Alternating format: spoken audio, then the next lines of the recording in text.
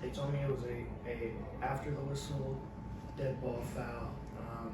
That they had the choice to go with a technical or a flagrant. I asked them why not the flagrant. There was no real response given, and that was really the conversation. Yeah, we would obviously have liked for that to be a flagrant as opposed to a technical foul, considering. So that's how that conversation went. Do you plan to contest that? Yes. Thank you. Good, Carly.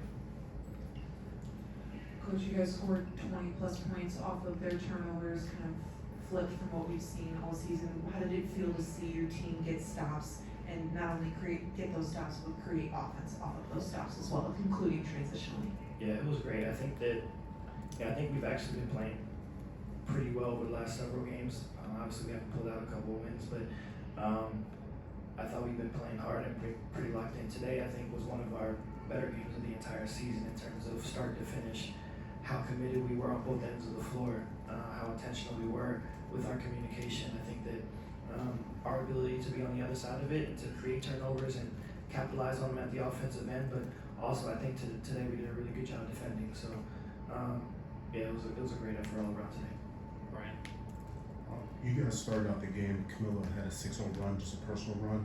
Were you just guys looking to be more intentional, just getting the ball down to her in the low post? Yeah, I think our pace was really good to start the game. And she was able to get free on some rolls to the rim. I think that, yeah, it was obviously it's always part of the game plan, but I think that her teammates were really intentional about finding her in areas where she was available, and I thought she did a great job of being intentional in terms of the pace that she was playing at.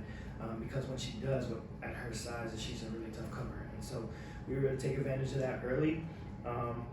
And then Angel was able to follow up with that and play well. We hit some shots in the second half. It was mostly all paint in the first half, and then it was able to open up some things for us where Rachel and Beck and Kia could get loose a little bit for three.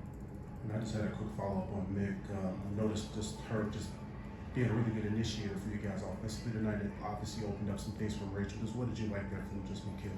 Yeah, I think that over the last couple games against Connecticut that they were really intentional about bringing pressure to Rachel and Ariel, so we wanted to use Mick a little bit more as to initiate offense because she won't be receiving that type of pressure. And hopefully, you're able to get some off-ball screens, to release Rachel and Ariel a little bit and get them free. And so that was kind of the mindset there. I think that also Michaela did a great job on Marina tonight defensively. So she gave us a great effort, and our bench gave us a great effort as well. We'll go to Zachary and Andy. Hey Coach, Angel was playing with a tremendous amount of confidence tonight at both ends of the floor. So much so as taking those open three-point shots that looked really good. Yeah. What does that say about her in terms of where she's at with her growth and being able to expand her game? Yeah, I think she's done a really good job of adjusting to really any position that we've put her in this year on both ends of the floor. I think that she's been asked to do a ton this season. I think offensively this year.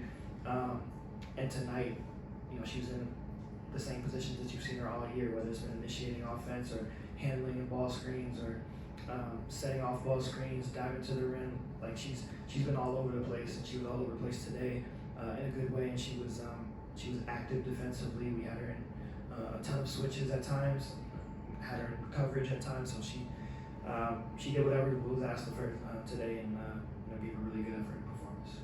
We'll go to Andy, then Alyssa. Coach, you kind of already said before, this is one of the more complete games that your team has played all year, the largest win by margin all season.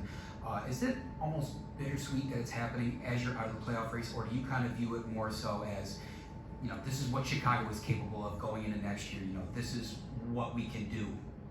Yeah, no, I think that I think you'll drive yourself crazy looking at what was or lamenting on what this season has been thus far. You got to continue to look forward. And to be present and to look forward. And I think for us, again, we want to be playing our best basketball ending this season. And I think that we understood as a unit that there was still another level for us to get to. I was proud of the effort that we came out today with, especially considering how the last couple of games against Connecticut have gone. And so to be able to stay in it and locked in and confident, I thought our team was really, really good today. Thanks, Coach. Yeah. Alyssa. Hey Coach, Angel told us that she apologized to her teammates for her comments. Were you there for that? I was not. No, so Got it. And team, yeah. team business. And have you gotten any chance to talk to her about them? Yeah, we talked before the game. It was, you know, that will stay between me and Angel, but I think that everyone had their opportunities to speak, and we'll leave it at that. Go to Julia, or Brian and Julia, sorry. Coach, another one on Camilla. One of the things I've just seen where her game has kind of evolved is just her, you know, putting the ball down on the floor and just kind of creating. Just what do you just see that just kind of like led into just that next step of her game? Yeah, I think that she almost is a over-willing passer at times. Like she's looking to make the next play for someone else, and so you want to continue to hone in on the balance of when to be more selfish as a scorer, but then also having the understanding of how good she is in playmaking and her playmaking ability. And today it was good to see her take a mid-range shot today when she had the space and opportunity. I think that that's something that she can do more of, but also attacking gaps and attacking in space, which she did a couple of times as well.